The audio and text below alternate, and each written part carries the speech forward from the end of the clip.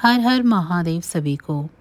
महालक्ष्मी व्रत को माँ लक्ष्मी की कृपा प्राप्ति के लिए एक उत्तम अवधि माना जाता है। ऐसे में यदि आप इस अवधि में अपने घर में कुछ वास्तु नियमों का ध्यान रखते हैं तो इससे माँ लक्ष्मी आपसे प्रसन्न होती हैं और धन धान्य का आशीर्वाद बनाए रखती है। ऐसे में चलिए जानते हैं कि महालक्ष्मी व्रत के दौरान आपको किन बातों का ज़रूर ध्यान रखना चाहिए। हिंदू पंचांग के अनुसार हर साल भाद्रपद माह के शुक्ल पक्ष की अष्टमी तिथि से महालक्ष्मी व्रत की शुरुआत होती है, जिसका समापन अश्विन माह की कृष्ण पक्ष की अष्टमी तिथि पर होता है। ऐसे में इस साल व्रत की शुरुआत बुधवार 11 सितंबर से हो चुकी है और जिसका समापन मंगलवार 22 सितंबर को होगा। इस दौरान यदि आप इन नियमों का ध्यान रखते हैं तो इससे माँ लक्ष्मी का आपके घर में वास बना रहता है।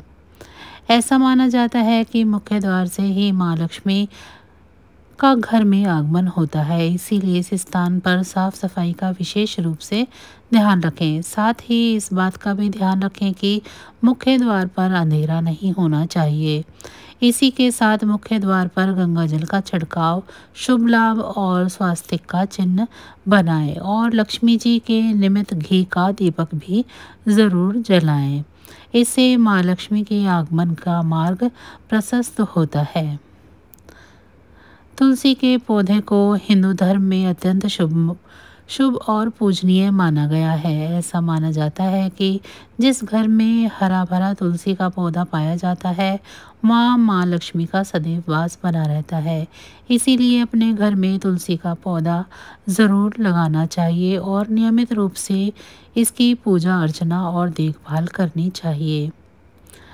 लक्ष्मी की कृपा प्राप्ति के लिए महालक्ष्मी व्रत के दौरान अपने घर में एक नारियल ज़रूर रखना चाहिए।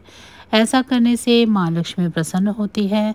साथ में पूजा के दौरान कुछ सफ़ेद कोड़ियाँ लेकर उन्हें हल्दी या केस घोल में भिगो लें और उन्हें रख लें। अब इसके सूख जाने के बाद एक लाल कपड़े में इन्हें बांधकर धन के स्थान या तिजोरी में रख दें।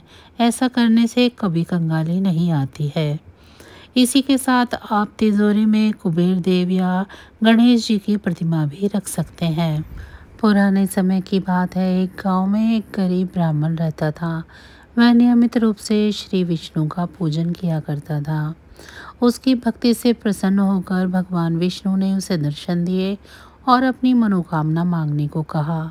ब्राह्मण ने लक्ष्मी जी का निवास अपने घर में हो ऐसी इच्छा जाहिर की। यह सुनकर विष्णु जी ने लक्ष्मी जी की प्राप्ति का मार्ग ब्राह्मण को बता दिया।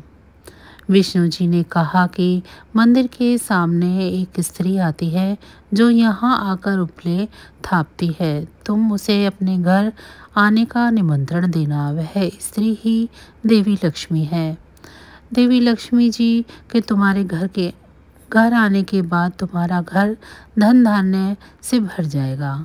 यह कहकर विष्णु जी अंतर्ध्यान हो गए। अगले दिन सुबह 4 बजे ही ब्राह्मण मंदिर के सामने बैठ गया।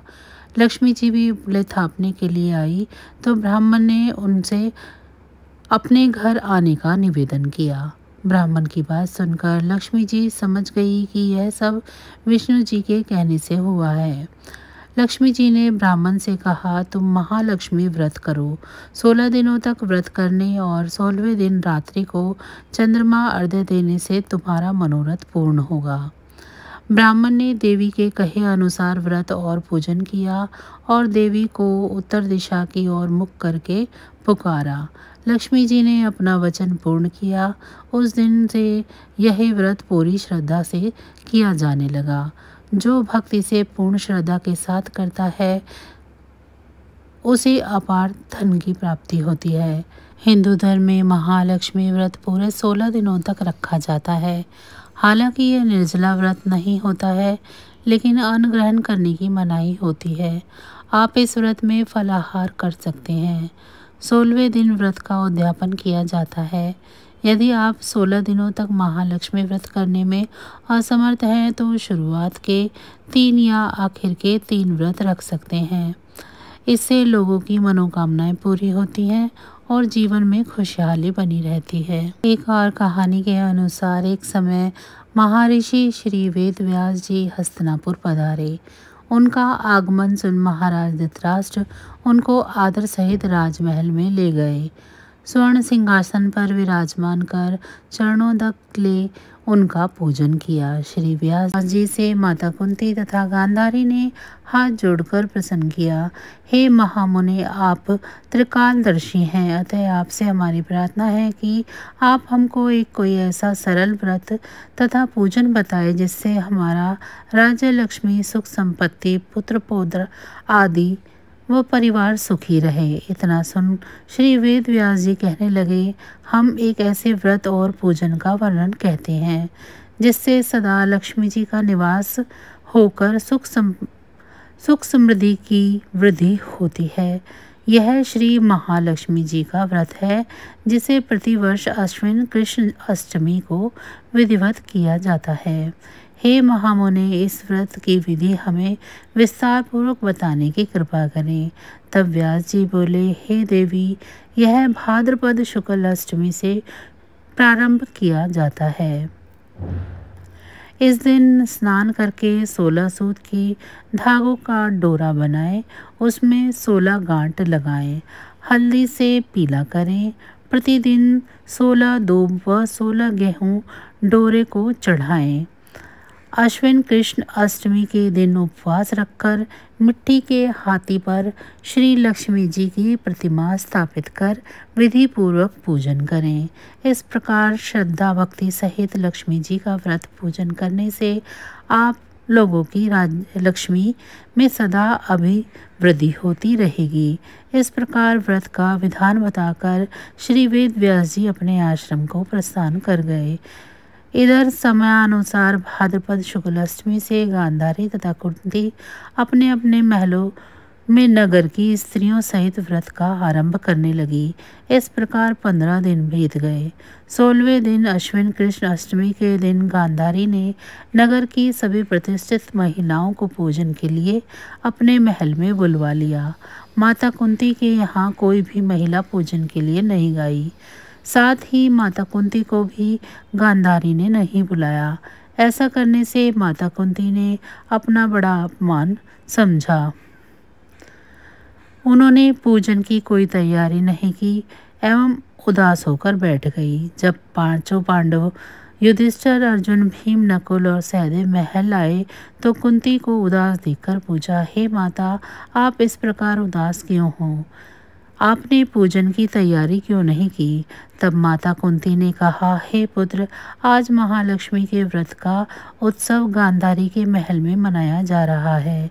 उन्होंने नगर की समस्त महिलाओं को बुला लिया और उसके 100 पुत्रों ने मिट्टी का एक विशाल हाथी बनाया, जिस कारण सभी महिलाएं उस बड़े हाथी का पूजन करने के लिए गांधारी के यहाँ चली गई, लेकिन मेरे यहाँ नहीं आई। यह सुनकर अर्जुन ने कहा, हे माता, आप पूजन की तैयारी करें और नगर में बुलावा लगवा दें कि हमारे यहाँ स्वर्ग के ऐरावत हाथी का पूजन होगी। इधर माता कुंती ने नगर में ढिंडोरा पिटवा दिया और पूजा की विशाल तैयारियां होने लगी। उधर अर्जुन ने बाण के द्वारा स्वर्ग से ऐरावत हाथी को बुला लिया।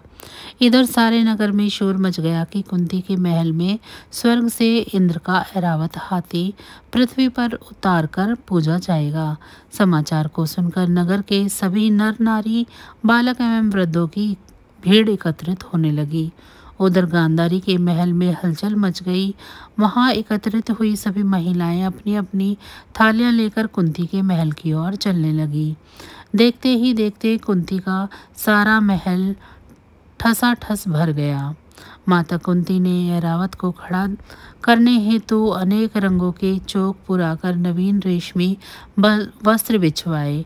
नगरवासी स्वागत की तैयारी में फूल माला, अबीर, गुलाल, केसर हाथों में लिए पंक्तिबद्ध खड़े हो गए।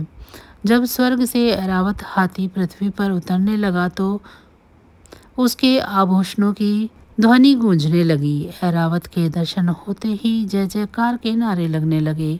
सायंकाल के समय इंद्र का भेजा हुआ हाथी ऐरावत माता कुंती के भवन के चौक में उतर आया। तब सब नर नारियों ने पुष्प, माला, अबीर, गुलाल, केसर आदि सुगंधित पदार्थ चढ़ाकर उनका स्वागत किया। राज्य पुरोहित द्वारा ऐरावत पर महालक्ष्मी की मूर्ति स्थापित करके वेद मंत्रोच्चारण द्वारा पूजन किया गया। नगरवासियों ने भी महालक्ष्मी पूजन किया। फिर अनेक प्रकार के पकवान लेकर ऐरावत को खिलाए और यमुना का जल उसे पिलाया गया। राज्य पुरोहित द्वारा स्वस्ति वाचन करके महिलाओं द्वारा महालक्ष्मी का पूजन कराया गया। 16 गांठों वाला डोरा महालक्ष्मी को चढ़ाकर अपने अपने हाथों में बांध लिया। ब्राह्मणों को भोजन कराया गया। दक्षिणा के रूप में स्वर्ण आभूषण, वस्त्र आदि दिए गए। तत्पश्चात महिलाओं ने मिलकर मधुर संगीत लहरियों के साथ भजन कीर्तन कर संपूर्ण रात्रि महालक्ष्मी व्रत का जागरण किया। दूसरे दिन प्रातः राज्य पुरोहित द्वारा वेद मंत्रोच्चार के साथ जलाशय में महालक्ष्मी जी की मूर्ति का विसर्जन किया गया। फिर ऐरावत को बिताकर इंद्रलोक भेज दिया गया। इस प्रकार जो स्त्रियां श्री महालक्ष्मी जी का विधि पूर्वक व्रत एवं पूजन करती हैं, उनके घर धन धान्य से पूर्ण रहते हैं तथा उनके घर महालक्ष्मी जी सदा निवास करती हैं। इस हेतु महालक्ष्मी जी की यह स्तुति अवश्य बोलें।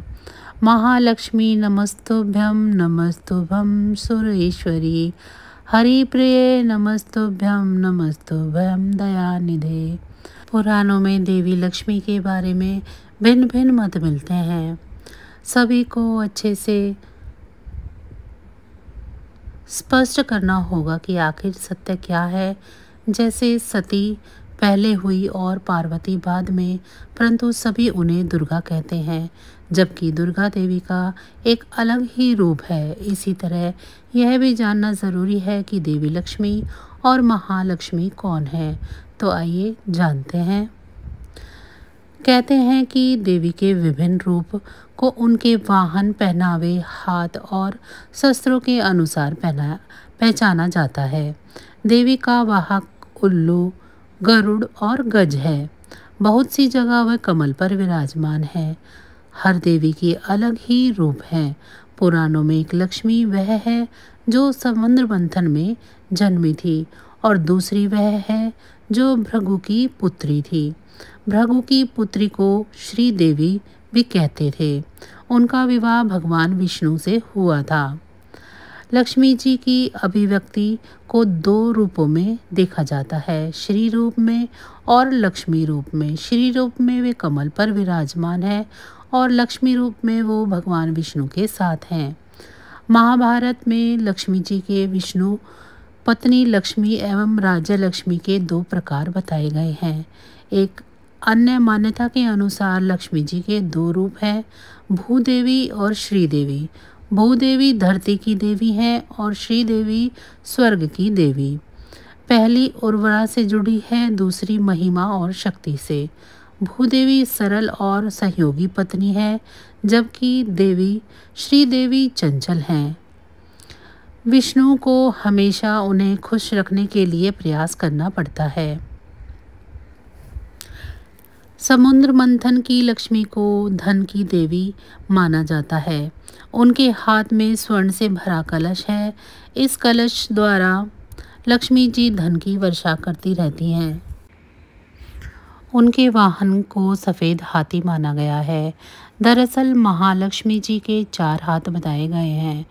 वे एक लक्ष्य और 4 प्रकृतियों के प्रतीक हैं और माँ महालक्ष्मी जी सभी हाथों से अपने भक्तों पर आशीर्वाद की वर्षा करती हैं। विष्णु प्रिया लक्ष्मी ऋषि भृगु की पुत्री माता लक्ष्मी थी। उनकी माता का नाम ख्याति था। ऋषि भृगु विष्णु के ससुर और शिव के साडू थे। महर्षि भृगु को भी सप्तऋषियों में स्थान मिला है। राजा दक्ष के भाई भृगु ऋषि थे। इसका मतलब वे राजा दक्ष की भतीजी थी। माता लक्ष्मी के 2 भाई दाता और विधाता थे। भगवान शिव की पहली पत्नी माता सती उनकी सौतेली बहन थी। सती राजा दक्ष की पुत्री थी। धनलक्ष्मी देवी का घनिष्ठ संबंध देवराज इंद्र तथा कुबेर से है। इंद्र देवताओं तथा स्वर्ग के राजा हैं तथा कुबेर देवताओं के खजाने के रक्षक के पद पर आसीन है। देवी लक्ष्मी ही इंद्र तथा कुबेर को इस प्रकार का वैभव राजसी सत्ता प्रदान करती है। देवी लक्ष्मी कमल वन में निवास करती है, कमल पर बैठती हैं और हाथ में कमल ही धारण करती हैं। इसके अलावा 8 अवतार बताए गए हैं। महालक्ष्मी जो वैकुंठ में निवास करती है, स्वर्ग लक्ष्मी जो स्वर्ग में निवास करती है, राधा जी जो गोकुल में निवास करती हैं, दक्षिणा जो यज्ञ में निवास करती हैं, ग्रह लक्ष्मी जो ग्रह में निवास करती हैं, शोभा जो हर वस्तु में निवास करती है, सुरभि यानी कि रुक्मणी जो गोकुल में निवास करती है और राजलक्ष्मी सीता जी जो पाताल और भूलोक में निवास करती हैं। इस हेतु महालक्ष्मी जी की यह स्तुति अवश्य बोलें। महालक्ष्मी नमस्तुभ्यं सुरेश्वरी हरिप्रिये नमस्तुभ्यं दयानिधे। अष्टलक्ष्मी आदिलक्ष्मी धनलक्ष्मी धान्यलक्ष्मी गजलक्ष्मी संतान लक्ष्मी वीरलक्ष्मी विजयलक्ष्मी या जया लक्ष्मी और विद्यालक्ष्मी, ये सभी माता लक्ष्मी के विभिन्न रूप हैं। तो बस आज की जानकारी इतनी ही थी। फिर मिलेंगे हम आपको ऐसी ही किसी अन्य जानकारी के साथ अगली वीडियो में। तब तक अगर आपको मेरी ये जानकारी अच्छी लगी है तो वीडियो को लाइक करें। चैनल को अभी तक सब्सक्राइब नहीं किया है तो चैनल को सब्सक्राइब कर लें और कमेंट बॉक्स में मुझे ज़रूर बताएं कि आप सभी को मेरी ये जानकारियाँ कैसी लग रही हैं। इसी के साथ भगवान भोलेनाथ की कृपा दृष्टि आप सभी पर सदैव बनी रहे और माँ लक्ष्मी का आशीर्वाद आप सभी पर बना रहे। आप सभी का बहुत बहुत धन्यवाद।